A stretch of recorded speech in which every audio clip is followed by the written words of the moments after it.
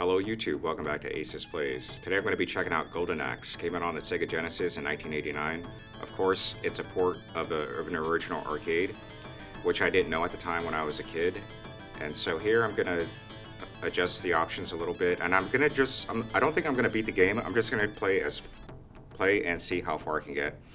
So bear with me, I haven't played the game in a couple of decades, probably 30 years at least, so we'll see how it goes, and here we'll get a little bit of exposition about what's going on in the game.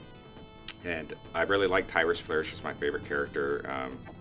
Playing her as a kid all the time. So I really like the character designs in this game. Like there's a guy with a baseball bat with spikes on it. Like I thought that was really cool. And the enemy AI is actually surprisingly smart. Like they know how to surround you. Basically, they don't just like line up and wait to get their asses kicked. Like they'll go around you, they'll sneak up on you, they'll like sucker punch you from behind or jump kick you like that.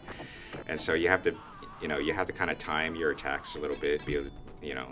Basically you got to watch all the characters on the screen. And then we've got like these elves. I think they're elves. They might be Oompa Loompas. But they give you magic. You hit them once and they drop something for you. And this lady with the axe, she's pretty scary actually, because she's super fast. And also another cool thing about this game is you get to ride animals and attack with them.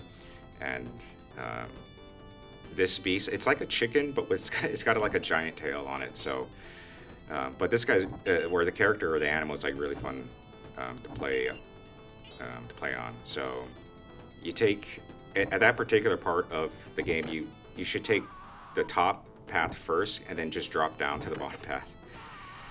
And let's see, oh yeah, it'll transition to the first boss. I think they did an awesome job of creating like some really cool atmosphere, how they kind of dim down like the light or the sun or and then that boss music kicks in, and of course you got the two Hammer Bros just laughing at you in the back. I thought that was really cool. And I think it sort of, well, not think, but like it did become like a bit of a gaming trope in the 80s and 90s when like you had a boss, but the boss wouldn't engage with you. Like he'll be just chilling in the back at first, looking intimidating. And I'm not sure if Golden Axe started it, but it was definitely a precursor to all that. Alright, here's another iconic part of the game is this, I guess they're kind of like bonus stages, but after every level you get an opportunity to get some loot from like these little magical elves. And I remember me and my friends, we would always try and like get the character to do a really cool pose, because it'll pause for like a second or two, like right at the end. And anyway, so now on to level 2, and I remember this part, like you could trick the bad guys into just kind of jumping off the edge there. Well, one interesting thing about this game is that there was a lot of fantasy stuff kind of happening in terms of pop culture during this time, and I was aware of a very small connection to this game, or not a small connection, but a vague connection to this game, as well as an Arnold Schwarzenegger movie called Conan the Barbarian, which I hadn't seen, and I don't think I was ever allowed to watch it. But I knew that there was some connection to it. But in my child brain, I made a more direct connection to the movie Willow, because the movie Willow had just come out the year before, and I'd seen that like several times. And that movie is still great. I still love that movie to this day. And here you get to ride this really awesome dragon. And whenever I had like a buddy from school, like just hanging out after school, the dragon always got comments from my guests. They were always like, "Oh, you get to ride a dragon in this game?" Like, one slightly annoying thing you might notice though is that when you're on the dragon, it's really hard to hit those little fast-moving elf guys. Anyway, so we're on the second boss, and I don't think there is an actual like big boss. It's just sort of like a minion wave or a minion rush.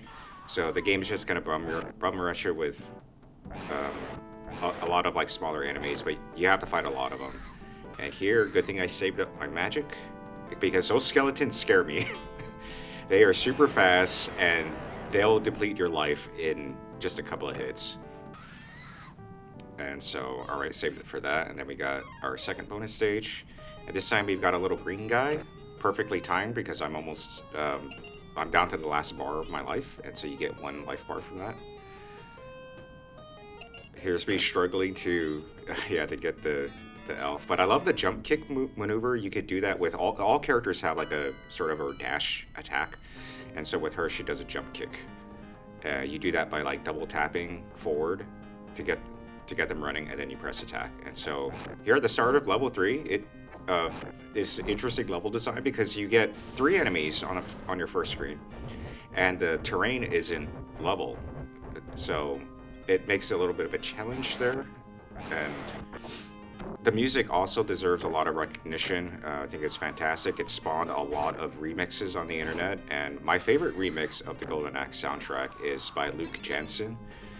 You can easily find Luke Jansen on YouTube. You just type in Luke Jansen or Luke Jansen Golden Axe. He also did an awesome Phantasy Star 2 remix, which I want to talk about Phantasy Star 2 on my channel eventually. It'll be kind of a deeper dive, but it's a deep game. And here we've got some minions in the way. Like, good thing we have this dragon because you get to knock them down in just one button press. You don't have to, get them into a combo.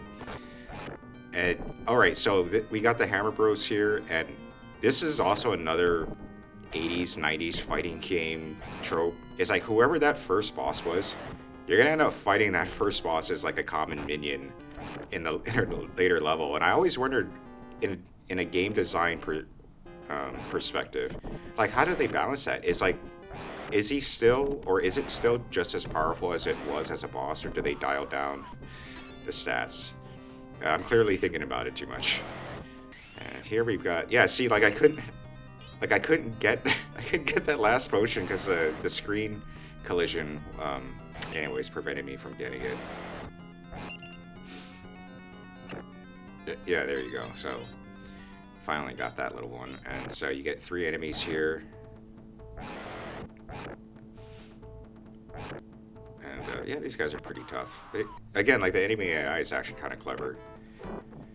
And I think with, this level 3 boss, you actually fight like a big scary guy. But they did this one different where you don't see the enemy at first. So the player might be thinking, oh, I just fight these. It's another minion rush. I just have to fight a bunch of little dudes. But no, this guy like suddenly comes out the door like that. And it's like, whoa, what is this big scary knight? And I kind of wish they had made it so that the boss music doesn't start until the appearance of the boss. I thought that would have been really cool, atmospheric wise and all that. And all right, here we're just gonna take down the boss. Definitely weakened from that powerful magic attack. And this boss, because he's got so much armor, he can't rush at you. The other bosses can, but this guy just kind of slowly walks at you. But he's got great range. He'll hit you from halfway across the screen. And here we got a bunch of these little guys. Unfortunately, I took one too many hits on that boss, so I did lose a life. So getting the extra health doesn't really do much for me here. But anyways, so we're on to level 3 here. No, level 4 actually. That's one cool thing about this game that makes it so replayable is how it's a breeze. You can get through the game fairly quickly. Like you saw level 1, 2, and 3 so far. They're only a couple screens long, 2-3 screens long. But here in level 4, it's a similar intro on how they did to level 3, where you have this uneven terrain and they start you off with 3 baddies right away. No dragon this time, unfortunately, to get you through the level. No, yeah, there's like some exploits in this game. Like you could stun lock enemies that are on a higher plane than you. So if you're lucky enough, you can kind of get a dude stuck there. Oh yeah, these skeleton guys, man. These skeleton guys, they always creep me out. They still do.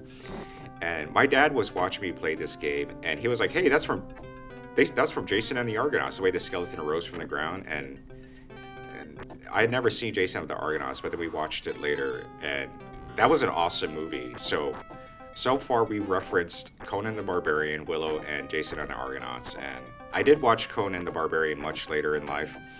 I didn't see it until I was in college. Like one of my college buddies had it. That was an awesome movie too. And let's see. All right.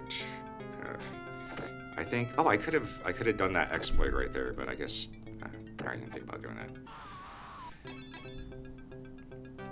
Here's our last opportunity to get some to get some loot here. You know you're about to fight a boss when they start giving you magic potions. And yeah, I like the way those guys kind of fade in. They're like ghosts. And yeah, another really cool way that they spawned in enemies like that. And yeah, when there's 3 of them, it's always difficult because you hit them and then you got it. Because another one is trying to get behind you, so pretty difficult to deal with them. And plus, they're stronger and faster. You know, this is a your character doesn't increase their stats in this game. Like you are just as powerful as you were from level 1 all the way through the game, but the enemies get slightly stronger with each level. And of course, this was an arcade game, so it was designed to, you know, to entice you to keep putting in quarters. You want to get that one screen further. You want to see the next level. And I think here I just get completely destroyed. And yeah, those skeletons are super scary. All right, I guess that's all I really got to say about Golden Axe. Really fun game. I had it again. You know, it was my first Sega Genesis game. One of my favorites of all time, and I still really, you know, I have a lot of positive memories of Golden Axe. And yeah, anyways, thanks everyone for watching the video, and I'll catch you all in the next game. I'm not sure what I'm gonna play next. Maybe a PC game or something like that. But anyways, oh yeah, I forgot, you get a report card at the end. What did I get? Hey, not too bad, right? Not too bad. A B. Not too bad for not playing this game after all this time. All right, everyone. Catch you later.